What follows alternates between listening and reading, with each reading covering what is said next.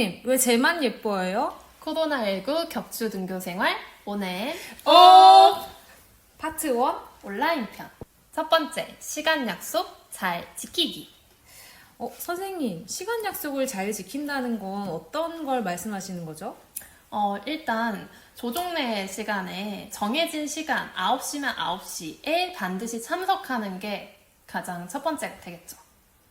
그러면 수업 시간은 어떤가요?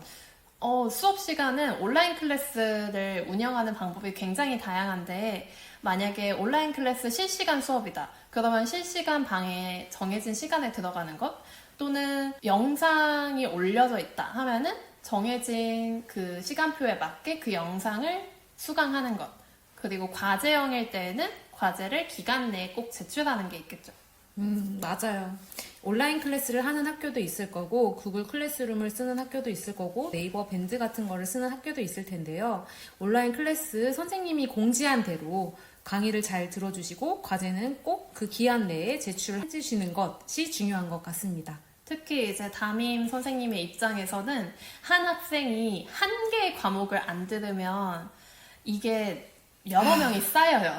그러면 정말 담임 선생님 입장으로는 이 학생은 도대체 무슨 일을 하고 있는 걸까? 수업을 안 듣고 걱정이 될 뿐더러 좋은 인상을 남기긴 힘들겠죠. 맞습니다. 온라인서부터 선생님한테 안 좋은 모습을 보일 필요는 없는 것 같아요. 여러분이 온라인 수업도 내가 등교한 것이라고 생각을 해서 시간 약속을 잘 지켰으면 좋겠습니다. 자, 두 번째는 사실 코로나 기간으로 인해서 학생들이 등교를 하지 않다 보니까 담임 선생님께 온라인상으로 어떤 서류 제출을 많이 부탁을 드리잖아요. 그런 건 어떤가요? 보통 온라인 상에서는 구글 폼이라던가 네이버 폼 등의 온라인 플랫폼을 통해서 설문을 받는데요. 그 설문도 열어지는 기간이 정해져 있어요. 그래서 그 기간 안에 설문을 회신하지 않으면 또 그 학생에게 전화를 해서 너 왜 안 했니? 빨리 해! 라고 또 재촉을 또 해야 되더라고요. 그러면 또 이제 그 학생이 기억에 남는 거죠. 이 학생은 또 안 했어. 또 안 해. 막 이런 이미지가 박히게 되는 거죠. 맞아요. 그래서 각종 설문을 하는데 그것도 마찬가지로 시간 약속을 잘 지키고 꼭 제출을 해주셨으면 좋겠습니다. 마지막으로 학생들의 시간이 소중한 만큼 선생님의 시간도 소중하잖아요. 저희는 지금 고등학교 교사인데요. 중학교 같은 경우는 8시 반에서 4시 반이 될 거예요. 어쨌든 그 학교 시간에, 일과 시간에 맞춰서 선생님의 시간도 존중을 해주는 게 좋겠죠. 선생님의 시간은 어떻게 존중해 드릴 수 있나요? 여러 가지 방법이 있겠지만 선생님과 전화번호를 주고받은 경우가 있을 거고 아니면은 밴드 아이디만 주고받은 경우도 있을 거예요.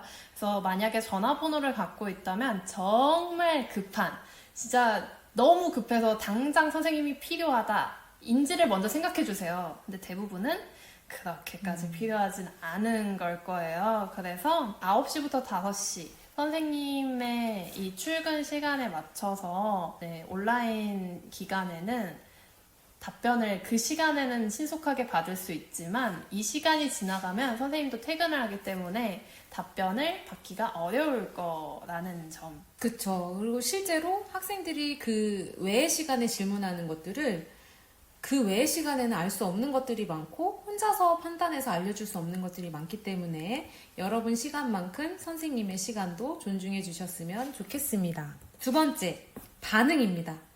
단톡에서 예의를 지킨다는 건 어떤 건가요? 네, 단톡 같은 경우에는 우리 반 학생들이 모두가 들어있고 플러스 선생님이 들어있습니다. 선생님이 자주 얘기를 안 하시면 선생님이 이 방에 있어를 굉장히 많이 까먹게 되는데요. 그런 경우 친구들끼리 막 비속어를 주고받으면서 대화를 막 나누는 게 보여요. 그래서 단톡방에서도 사이버상에서 지켜야 되는 비속어 쓰지 않기, 남을 비방하거나 거짓 뉴스 배포하지 않기 등 이런 것들을 지켜주시면 됩니다. 그리고 단톡에서 예의를 지키는 것도 중요하지만 선생님께서 공지사항을 전달을 해주셨을 때 어떤 반응을 보였으면 좋겠어요. 내도 없고 내 정도는 써줄 수 있지 않나라는 생각이 들거든요. 저는 이제 공지사항을 하나 올렸었는데 그때 네 감사합니다 라고 이렇게 한 학생이 기억에 남아요. 왜냐면 그냥 제가 약간 벽에다 대고 얘기를 하는 것 같고 애들이 진짜로 잘 읽었나? 이런 걸 확인하기 쉽지 않거든요. 왜냐면 그냥 클릭만 해도 숫자는 사라지잖아요.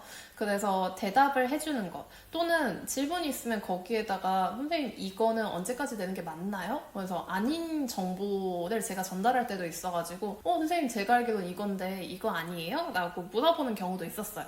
그래서 이런 식으로 티키타카가 돼야 공지사항이 잘 전달되고 있구나를 느끼게 되더라고요.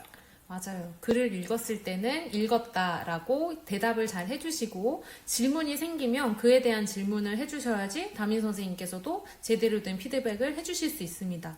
여기 하나 더 추가하고 싶은 거는 담임 선생님께서 이미 공지한 사항에 대해서 읽어보지 않고 또 질문하지 않으셨으면 좋겠어요. 일단 검색해 보세요. 요즘 단톡에 다 검색 기능이 있기 때문에 검색을 해봤는데 그래도 정말 그 정보가 없을 때에만 질문을 해주셨으면 좋겠어요. 그리고 가능하면 친구들끼리 서로 질문해서 답할 수 있는 거는 그렇게 해결을 해주시면 좀 더 선생님이 보기에도 친구들끼리 서로 소통을 잘하는구나 라고 느끼실 수도 있을 것 같습니다. 맞아요. 그리고 내가 이미 공지했던 내용을 질문하는 거는 내 공지사항을 잘 안 읽었다는 증거가 되기 때문에 그렇게 썩 좋지는 않답니다. 좋은 인상을 남길 수는 없겠네요. 네, 그럼요.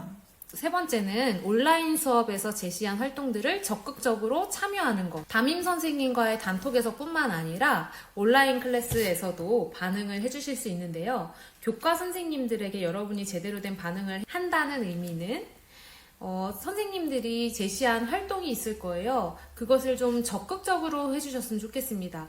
물론 온라인에서 쌍방향이 아니라면 생기부에 기록할 수 없다라는 조항이 있긴 하지만 그래도 교과 선생님께서 여러분을 온라인에서 오프라인으로 전환해서 봤을 때 많이 봤던 이름이라면 조금 더 기억을 하실 것 같아요. 이 영상도 주제가 왜 쟤만 예뻐하냐, 저 학생 이름을 빨리 기억하냐잖아요. 근데 실제로 온라인 수업에서 제가 제시했던 활동들, 꼭 필수가 아님에도 불구하고 어떤 활동을 굉장히 성실히 했다면 저는 그 학생이 굉장히 잘 기억에 남고 좋은 이미지로 기억이 돼 있어서 학교에 등교를 했을 때도 한 번 더 보게 되더라고요.